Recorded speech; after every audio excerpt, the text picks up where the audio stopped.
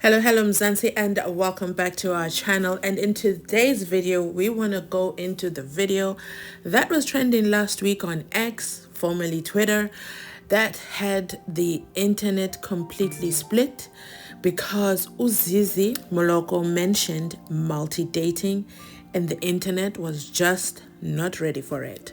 So before I get into it, hello and welcome to Mzansi Unfiltered. Please remember to like, comment, and subscribe to this channel.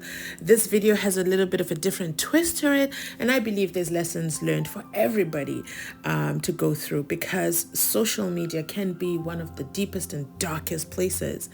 This was a pure video that she shared to her own TikTok account. However, she did not turn off duets and she did not turn off sharing. So the video was downloaded and reshared to Twitter, and that's when all hell broke loose. Now, if you don't know what this video is all about, I will make sure that it plays at the end of this video, so please stay tuned as we go through our commentary. Somlu shared the video on Twitter and called everyone to come and take a look at what he was seeing. However, once the video got shared and everyone got a chance to give their opinion, the video went super viral super fast. The last I saw it, because it has since been deleted, the video had over 4 million views. And when it comes to 4 million views, you definitely know that it's a very polarized post. Some people are for multi-dating, and most people were against it and were calling it overfebe. Zizi took to her Instagram after the video went viral to say, "Sana, never in my wildest dreams did I ever think I would be called isfebe, a prostitute, umongwanti, and all other terms you can think of, by literally hundreds of people for going on dates with different guys as a single woman." But guys, of all the videos I saw on this topic, this is the most interesting. Have a listen and I'll be back with the rest of my commentary. Good afternoon, it's Penuel the Black Pen. I saw a video yesterday of a very beautiful lady called Zizi. I don't know if Zizi is her name or her clan name, Zizi Moloko, where she was speaking about how her and her husband got together. They met in varsity, they became friends, and for 5 years, both of them, this is very important, both of them dated other people, but they were friends. And then after she dated a guy that she didn't really like, she eventually started dating this guy who was her friend, and they ended up getting married. Now, she's been trending, a lot of people have been trending, and she ended up making a video quite angry, calling out all the people that have been bullying her and bullying her husband. People obviously have been going on her Instagram, her TikTok, etc., trolling her, hating on her. I don't write videos like this unless there's an educational element. And here's the education. We need to protect happy couples that are thriving. I believe this lady and her husband, if you look at their pictures, if you look at their home, if you look at the work that she does, I think she's a social media influencer. She seems very happy and content, and they seem to have a healthy marriage. So we have to protect them and make sure that they're okay. Number one. Number two, ladies, when you're going to make videos speaking about your partners, your husbands, your boyfriends, be very careful of the words you use, because there are people out there who get very excited when people's relationships don't go well. I believe the mistakes that Zizi made was, number one, she mentioned this guy and she spoke about him being put in the friend zone for 5 years. Now, this simp culture that we have is something that needs to stop. Good young boys, young men need to stop letting girls drag them, put them in the friend zone for long, and watch girls getting pummeled and sleeping with and dating so many other men out there while they stay in the corners. And by the time she's ready to settle and these guys have exhausted her, you're then getting used goods kind of situation. So let's watch how we speak about our partners, and let's not encourage simp culture. Number two, the way she bashed her last boyfriend before her husband was unnecessary. She called him an unemployed man of God, treated her like garbage, etc. That's not really nice, because the way she's bashing that guy, we don't know where that guy is in his life. The guy might have a nice job. That guy might be married. But she's almost now bullying another guy in that video. And anyone who was friends with her at the time, who knows the guy, is going to laugh and be like, "You, Chomi, that friend of yours, I remember, that man of yours, I remember him." So then people are obviously going to reciprocate whatever energy you're sending out. So be very careful about how you speak about your exes as well, because maybe it is karma You can't speak ill of a man and then expect people to be kind of nice to you. So I think what she should have done is made a follow-up video. Number one, saying, guys, I love my husband. My husband loves me. And we are happy and we are healthy. And we apologize if that upsets you. Number two, maybe I did not tell the story well enough, but I believe he was a good man and he loved me and we were friends. He dated people, I dated people. But we are happy now and we are thriving. All of us have a past. I have a past, he does. And he knows my past and I know his, which is even more beautiful. We don't have some skeletons. And then apologize to everyone who misunderstood and protect this man, your husband, and his family and friends that are going to be watching this stuff and maybe themselves also misinterpreting what happened. Let us learn what is happening in the world. Let us be safe and sensitive to people's relationships and marriages, and let us protect. The gender wars are unnecessary. The cyberbullying and the hate and the trolling on social media is not necessary. The least we can do is come in, protect this beautiful lady, protect her amazing husband, cherish and celebrate them for their successes, and then see what we can learn from them and see how we can also, when we make videos about our partners, I mean, I have children, the mothers of my children. How do I speak about them? How do I speak about my kids, the mothers? How do I speak about their families in a dignified manner that protects them, even when I'm angry, even if I feel like I've been done wrong, to protect them, because life is long and things can change.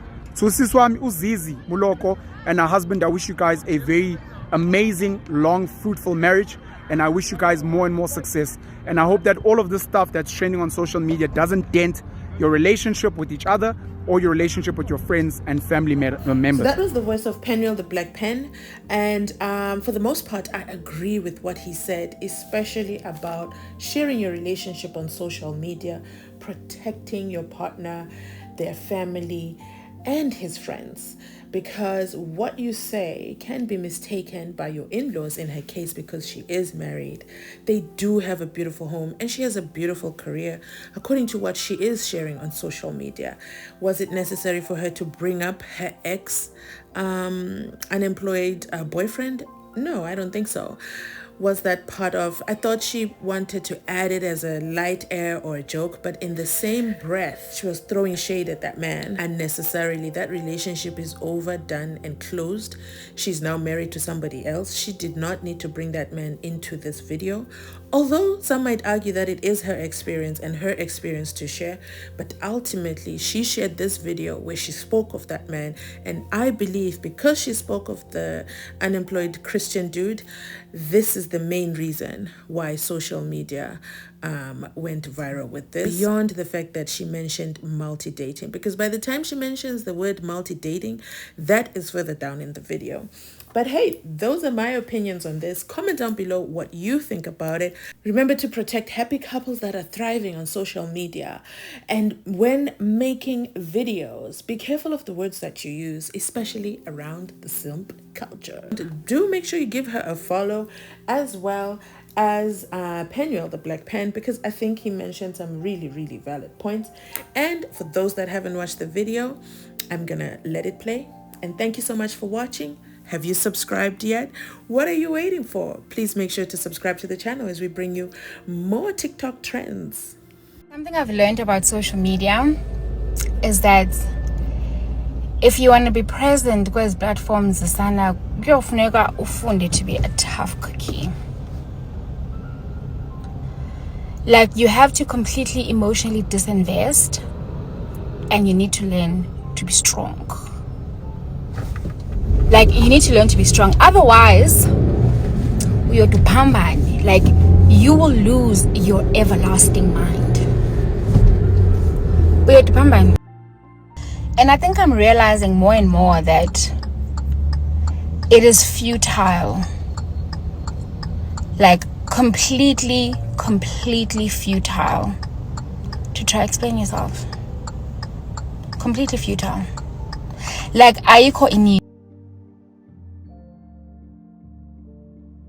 So someone DM'd me and said, no, they think that the issue is that a lot of people just don't understand what the term multi-dating is.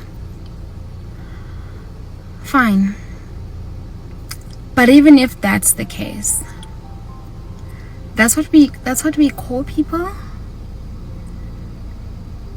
That's what we like as umphakathi. That's what we call people. And for those of you guys who are like genuinely confused at what people mean when they say multi-dating means going for dinner or lunch or brunch or coffee with different guys who ask you out or who like you or who are interested in getting to know you. That's literally all that it means. And I guess in my dating context and in my dating experience and even in the circles that I roam in, when you are a single woman, you do not have a boyfriend, a fiance, a husband, going on dates with different guys that ask you out is completely healthy. And I guess I assume that everybody does that, because I remember even when I was dating, before my husband asked me to be his girlfriend, it wasn't something I hid. And so if if he would ask me, for example, what are your plans for Saturday? If I have a date in Dizacho, I have a date. Dizacho, I have a date with this man because I'm not anybody's girlfriend. I'm not anybody's wife, anybody's fiance. So, ndithini? Like, ndihlale and hope and ndihlale ndikhamsile, hoping about just because umfana texts you at night and sends you flowers xa ethanda, that they're gonna commit to you, that they're gonna, no. And if there's one thing that I think I have always made clear when I was dating, is that if a man does not lead, does not initiate, is not conclusive about what he wants, dizawubiwa ngabanye bantu. Dizawubiwa ngabanye bantu. And to be honest, I think everybody understood what I meant. I don't think there's a single person that misunderstood exactly what I meant. I think the issue at hand is that abantu were just looking for an opportunity to call a woman out of her name. They were just looking to find any woman whom they can drag and call them out of their name. That is what is actually happening here. Like, sometimes, and I guess, like, the fact that it's grown men who should be working, building legacies, leading, providing, who are out here on Twitter, on TikTok, on Instagram, calling women out their name because they choose to go on another date while they're single. And the fact that women participate. And I don't even participate on Twitter. Heck, I don't even have a Twitter account because I know about abantu bala platform banjani. So to that person who took my video, downloaded my video, and went and reposted it on Twitter, I hope you know that injongo zako have been achieved. Zifezekile mdaze. Your intentions have been thoroughly achieved because utrendile ngoku. Your post has over 1 million views, hundreds of comments, hundreds of different people calling me a whore, people DMing me, messaging me on TikTok, calling me a whore. So I hope that you are proud of yourself. And how I met my husband while I get ready for the day. So I met my husband on my very first day of varsity in Feb 2012. He was an orientation leader in his 4th year and I was a fresher. We didn't really hit it off then, even though I could catch him checking me out while he gave us a tour of the library. We met again 2 weeks later at a dinner hosted by our bursar, and we realized that we were on the same scholarship. And this is how our 5-year friendship started. He did try to pursue me on and off during those years. He'd take me out on dates, buy me flowers, chocolate, and airtime, but I was never really interested. We both dated other people, but we remained friends. In 2016, I was in an awful relationship with an unemployed man of God who literally treated me like garbage, saw other girls behind my back, and constantly compared me to other women to make me feel inadequate. So I'd rant to my friend, my now husband, and he'd outright tell me to dump my boyfriend because he didn't deserve me and I could do better. What he really meant was that he was that better. I eventually dumped my dusty, and soon soon after my friend started pursuing me. He'd call me daily, buy me flowers, gifts, order me dinner. This was all long distance because he was in Joburg and I was still in Cape Town. After a few months of telling me I'm a sweet nothing, he flew down to Cape Town so he could romance me in person and officially asked me to be his girlfriend and to stop seeing all the other guys I was seeing. Because one thing about me, I believe in multi-dating until a man tells me with his chest that we go together. Anyways, I said yes, and it was the best decision of my life. Although it was her best decision of her life, sharing the story to social media has absolutely torn the internet. What are your thoughts on this, Mzansi? Let's hear from you.